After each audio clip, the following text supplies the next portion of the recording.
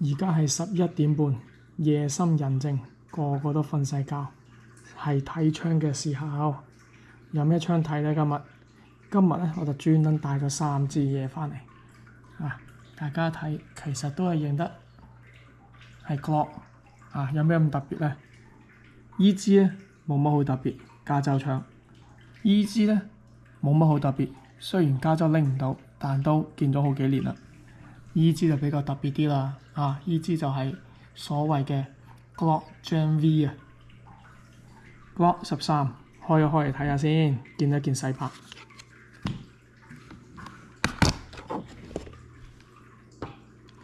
依支係全新嘅 Glock 19，全新喎，但已經賣咗㗎啦。唔好意思，想要嘅朋友，今時今日嚟講咧，事實就好難揾到有貨，真係金錢都買唔到，好似如果有我即刻會擺上網。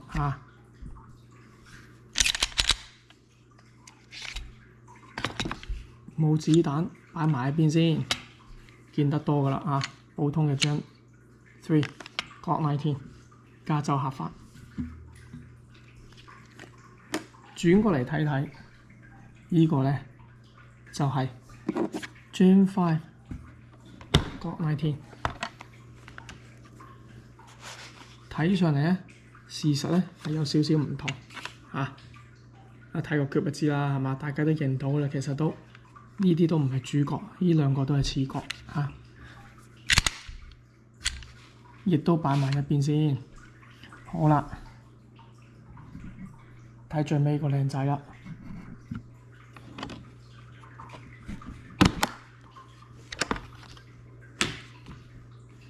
呢個就係江湖傳說，好多都未見過嘅 Glock Gen V。呢個 C 寫住係 compensated。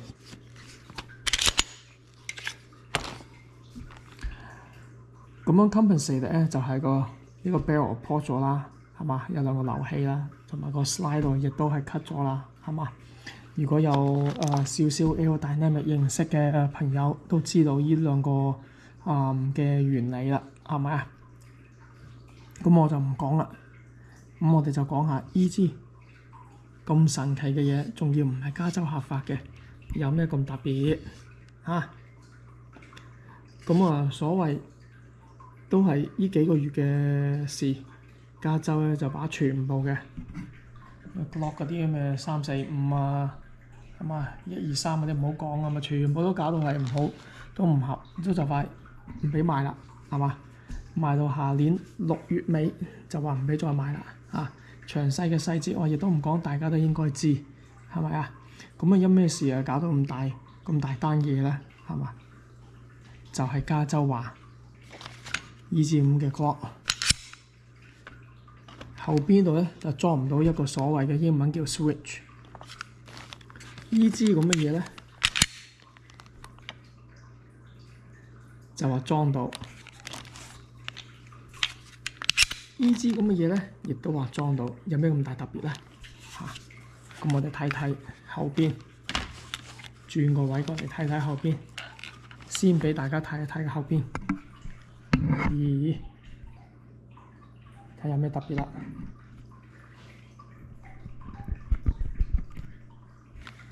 一眼睇過去嘅話咧，係嘛？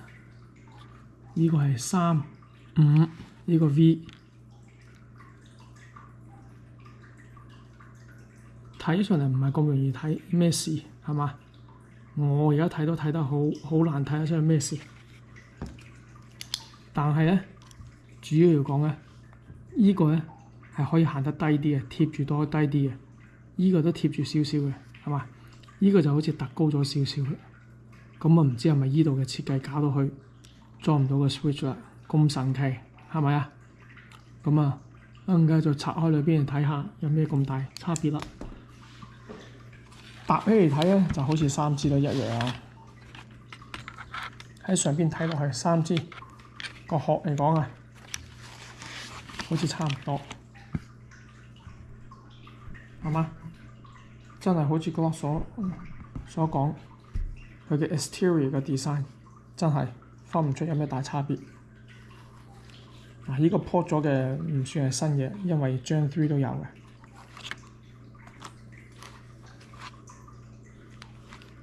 magazine 啦，未拆之前睇 magazine 啦 ，Gen 3嘅 magazine 入 Gen 3 嘅話肯定冇問題啦。Gen 5入 Gen 3嘅 magazine 亦都好似冇問題啦。到呢個啦 Gen V 啊，入呢個 Gen 3 magazine 好似入到喎，亦都好似冇問題嚇。未試過唔知，但而家操作就好似冇乜大差別。咁啊，拆啲嘢嚟睇下啦，好唔好啊？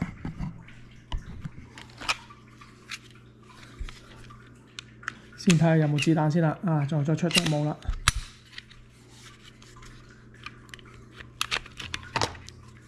分開佢先。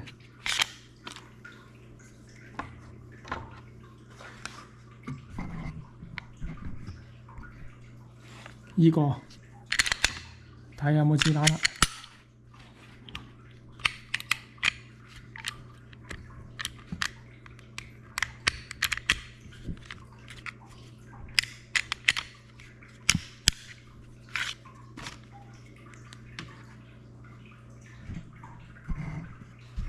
呢個睇就冇啦。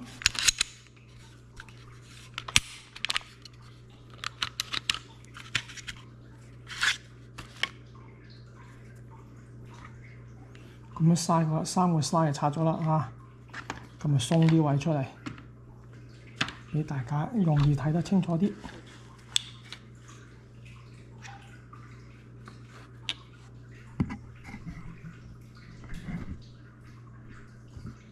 OK， 3支嘢幾靚仔下，全新呢個用過，呢個全新，一眼睇咧亦都係好難睇到有咩大差別。咁我就自己睇過一次，咁啊可以即刻指俾你聽有啲咩睇得出嚟啦。呢個最新嘅呢個 Gen V， 呢個5，呢個3，睇上嚟呢度咧好似一歪歪地咁拉喺後邊，都好怪下3同埋5呢個咧就好似冇乜嘅喎，差唔多有冇樣款嘅啫喎，睇上嚟都係直落咁樣落去。係嘛？其他啲咁嘅 curvature 嗰啲好似冇乜點樣大變動。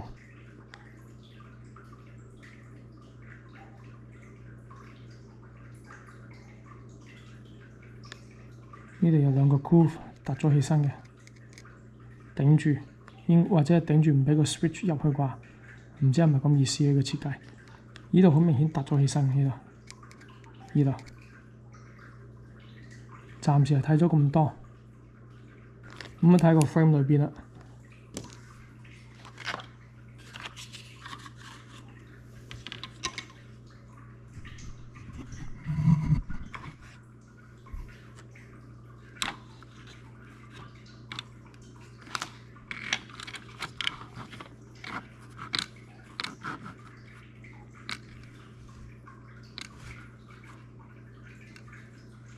睇下點樣 hold 住佢先 ，OK， 飛個鏡頭落去夾夾，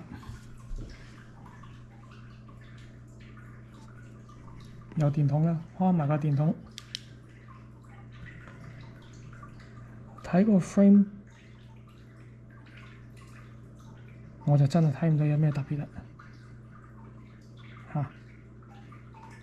3呢個咧，最舊呢個咧，見到好似有啲嘢，呢度有個 hole 大啲啊，打出去見到裏邊彈簧。5同埋 V 都睇唔到嘅，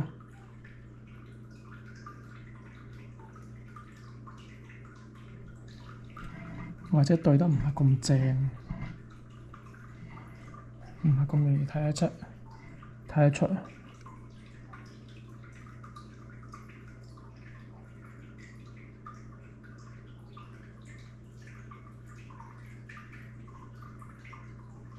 睇唔到乜嘢？如果你哋睇到啊，講聲。咁啊收翻起佢咯喎，係咪啊？未收之前咧，橫掂幾個 slide 都拆咗出嚟啦，係咪啊？係咁意試下 Gen 3，拆翻 Gen 3，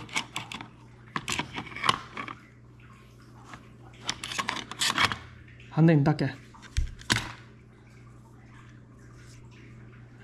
Gen 3嘅 slide 插入 Gen 5冇乜必要啊，係咪啊？試下 Gen 3嘅 slide。Gen 5嘅 slide 插入 Gen 3呢支槍睇得唔得？有可能有啲人鍾意咁樣 upgrade 噶嘛，係嘛？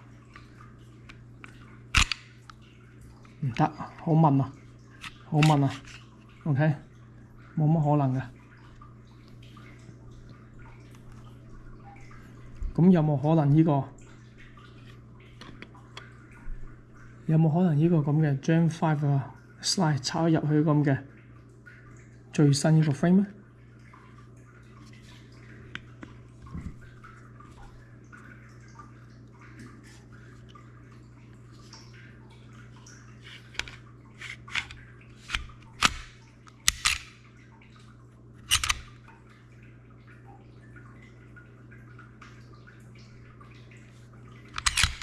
哦，sorry，呢個事實 Gen 5。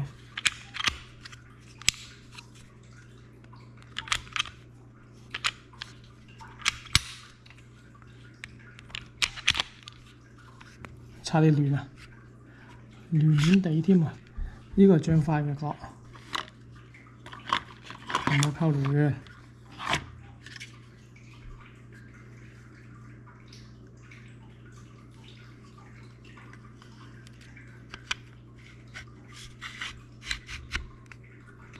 入唔到，